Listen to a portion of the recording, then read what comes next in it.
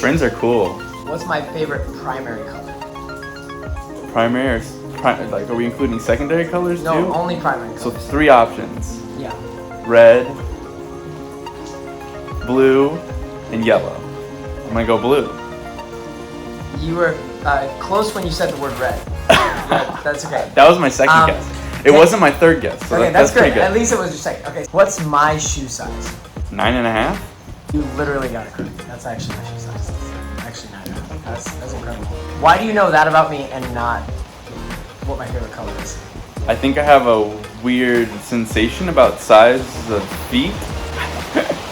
Hi Daniel, it's great to see you. Thanks for having me at your house. This No is problem. Very cool. Happy to be here.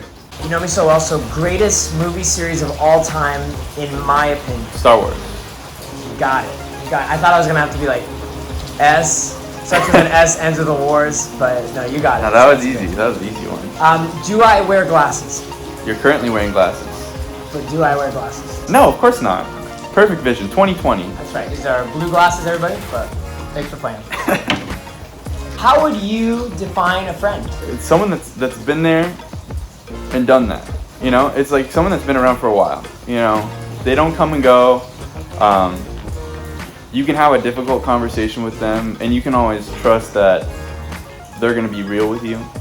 That if you're doing something wrong, and they recognize that they're gonna say something because they wish the best for you. So been there for a while. It's an interesting idea. How long does it take to like really be able to call somebody a friend? I would say you have to have been through life events. You know, I mean, we met each other when we were young. We met each other when we were in high school. But I would say like when I knew that you were a real friend was when you actually moved away, and we still maintained our friendship. So I mean, that was like 4 or 5 years for us. I don't know, 3 or 4 years, where we kind of rekindled our relationship after you moved away. Where I was like, okay, this is something that matters, and that's going to be around, and that's something that I want to pursue. I think anytime people move, I think it's hard for them to maintain relationships where they came from because they're so like oriented towards where they're going. Yeah. But that was a real gift for me, was our conversations. When you're younger, you kind of don't reflect back on past events as much, but as you go through college, I don't know, I started to reflect on what we've been through and realize, I think once I realized that this was a permanent thing, that's when I was like, okay, this is my best friend. No matter what happens in our lives, no matter where we are, no matter what we've done to each other or like what we said to each other, like there was something there. And so once I recognized that, that's when I realized, okay, this is my best friend. It's not like we just always like shoot the breeze and just have fun conversations. Like we have hard conversations. No, yeah, for sure. You know? And I think that's something that people tend to run away from these days, is like run away from a hard conversation. What's kept us friends? Because we've had some hard moments, you know? Yeah. So maybe you could share a hard moment, you know, from just what we've experienced and kind of what kept us friends through that. Well, I think when you moved away, it's not like we were in constant communication. You obviously have a life up there, and you tell me stories about that, and so like that's difficult to hear. It's like, oh, like I'm not as much of a part of your life anymore. I mean, people get jealous, you know. I remember we would always say this, like it's like, man, we talked yesterday. Every time we'd get on those phone calls, which would happen sparingly, like once a month or maybe even less than that, and it's like, man, it's like I felt like I just talked to you yesterday, and I think that was, yeah. My parents, they always talked about like their closest friends were people that you could see after not seeing them for 3 years, and they would pick up exactly where you had left off with them 3 years ago. And I definitely am blessed to experience that in our relationship. That speaks to, I think, a real need for people to be intentional. That's a word that's thrown around a lot as Catholics. We throw around the word intentional, being intentional disciples and being, intentional friends and intentionally discerning relationships. And what does that even mean? Like, what's to somebody that had never heard that term before? Where do you see the need in friendship for intentionality? The pursuit of it. The Lord would put it on my heart, or like put you on my heart, and so I would either just take that thought and be like, okay, hey, Justin, and then maybe pray for you, and then that was that. But it seemed like it was always more, and that meant to me that I needed to call you. And that's the intentionality in the relationship. Is like when the Lord puts it on your heart that you need me in whatever capacity, even if it's just a simple conversation, like that's when I need to be intentional and pursue you. Yeah, sometimes the hardest part after like not talking for a while, right, with a friend is just to make that call. Right? Yeah, like, it's like, oh, I feel bad because I haven't called in so right, long, just but to hit the button. yeah. You've blessed my life in a million different ways. One of the ways that you've blessed my life is with Pints with Aquinas. You host a group of guys that get together. Maybe you could just tell us a little bit about that. The Lord put on my heart, I want to say like 2 years ago, that we needed intentional conversations, to go back to this word intentional, but intentional conversations about God and theology. God bless you. Thank you. Get your COVID away from you. What was the question again? I felt in my heart that I needed a community of guys to just discuss our faith and learn more about our faith, the depth and the beauty that our faith contains, and something a little bit more technical. Really enjoyed youth group, but as you grow up, and I think also just my mindset, I have a more philosophical mindset, and I wanted to understand and discuss and have real conversations with my friends about my faith. And that's what this group has done, is allowed us to get together and have real conversations about our faith and about our lives as well. If you shaved your beard off right now, how many days would it take for it to grow to the length it is right now? A very long time. I don't even know. Probably like 6 months to a year. 6 months? Yeah, I mean, my facial hair doesn't grow very fast. Like, that's why you don't cut it. Yeah, exactly. Well, it's like, one, my wife likes my beard, which is a bonus. That's great. Because without it, I look like a 13-year-old boy. Which, to those of you who are 13, no offense, but I am 26, so that's not a good. You mentioned your wife. Tell us about your wife. She's beautiful. She's kind. She's loving.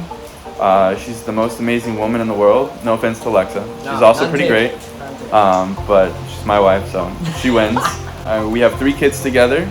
Sammy, Zoe, and Max. We just enjoy having a good time together and sharing our lives with each other. You met Isabella at our youth group in high school. This is true. Tell us what it's like to date in high school. It's difficult. I mean, looking back on it now, you have to, like, in high school, you're growing up a lot. And so when you're in a relationship in high school, at least this is what I felt, like, it kind of hindered my ability to grow up and be my own. And so I became a little bit dependent on the relationship. Obviously, I'm very happy that I met Isabella in high school and that we started our relationship then, because it set the groundwork for our relationship going forward. We met at youth group, so our relationship's always been centered around our faith, but it came with its challenges down the road. Yeah, it's this like hard tightrope walk between dependence and independence. How did your relationship with your friends in youth group, did it help? Did it hinder that balance? It helps a lot, because you obviously want to hang out with them. You want to spend time with them. So for me, Saturdays, pretty much until the evening, it was frisbee, you know? We started at 10:30 in the morning, and we'd go till noon or 1, then we'd go get a bite to eat. So that was all about friends. And it's important that you balance friendship versus like relationship with a significant other. I can really agree with you. I think I've actually discovered that more being married.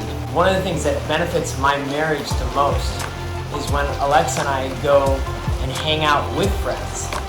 That, you know, sometimes when you're so insular in your time together with your spouse, you know, you can kind of just turn inwards and you're, you know, it's like putting a magnifying glass to anything. You know, my wife is the most incredible person, most incredible relationship that's ever happened to me.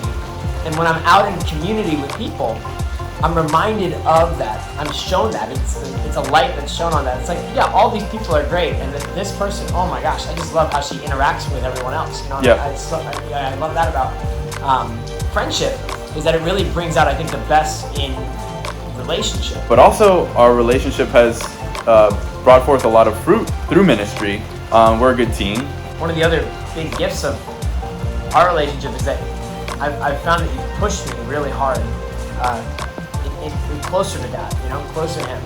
The effect of that push, right, in conversation and in relationships, and even just in the intentional time that we spend together, is that whether you said anything to me or not, I want to be a better person. You know, I want to grow up and I want to be like you. You know, I want to be more like you, and I want to pursue the Lord more like you. And in that pursuit, I think I end up pursuing other people and pursuing the gospel in other people better, you know? And I think I share Him better because of our relationship, you know? Yeah. One of my favorite memories in high school was going to Daniel's house. Like, going to Daniel's house, and that we were gonna have a blast. There was gonna be great food. We were gonna jump in the pool. You had a life before youth group. You had a life before, ministry. Was it weird for you inviting a bunch of, like, crazy Catholic people to your house just to hang out? No, because those were my friends, When you go on retreat with someone, relationships move quickly, and then when you lead with others, like that takes you even deeper. And so at that point, like I feel like that's when we were spending the most time at my house during the summers and stuff like that. And so no, I wouldn't say that was weird at all. It brought a lot of joy, and it was quality time because we weren't messing around with things that we weren't supposed to be messing around with. We were enjoying each other's company and hitting wiffle balls in the backyard, like, I don't know, just fun stuff. We wanted to have a good time, and that's what that meant. You're the first person that I've ever recorded music with. I think it was a MacBook. I think it was GarageBand. Yeah, it was GarageBand. And we're thinking of the same thing. Do you still have that recording? Is the real question. Yeah, of course. Okay. Are we talking about the How He Loves rendition that we did, or the one with the Skrillex drop in the middle, or are you talking about something else?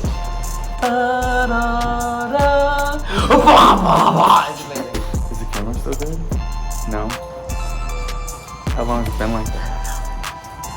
What's been like the biggest change you've seen in the kind of friends that you look for, and the kind of relationships that you make, just from even like when you were a kid, like 7th, 8th grade until now? I think it's the depth of the relationship. Like what you're talking about, like interests and stuff like that. That's very high level. That doesn't necessarily mean it's gonna be a real friendship or best friends or anything like that. It means you guys are interested in the same thing, and I think that is the passing of time that lends itself to those deeper relationships because it takes time to go through those things. You have to disagree, and you don't always, especially if your guys are very similar.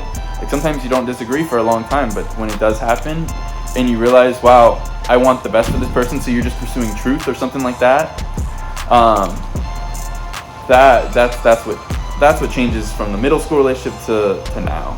When we've had differences of opinion, how do we resolve those? It's one thing to have differences.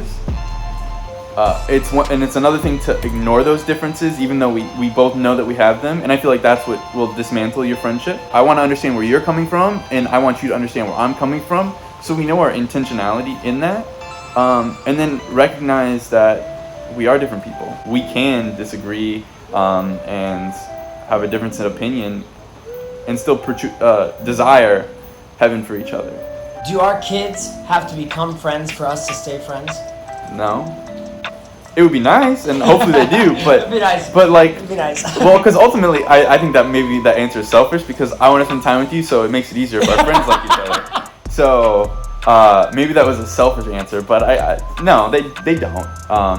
I pray that they do because how wonderful is it to have lifelong friendship. Amen. But even if you guys don't want to hang out, we're still gonna hang out. Tell me about Jesus.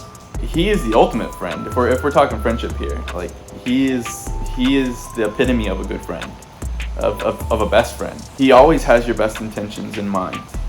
He's always pursuing you. He's pursuing the good for you. He ultimately wants to be united with you in heaven. That's what Jesus is, He's the ultimate friend. Well, thank you, Daniel. I love your family. I love the kind of father that you are. I love the kind of husband that you are. Thank you. And I love the friend that you are, man. So thanks for walking this walk with me, man. Of course. Same to you, man.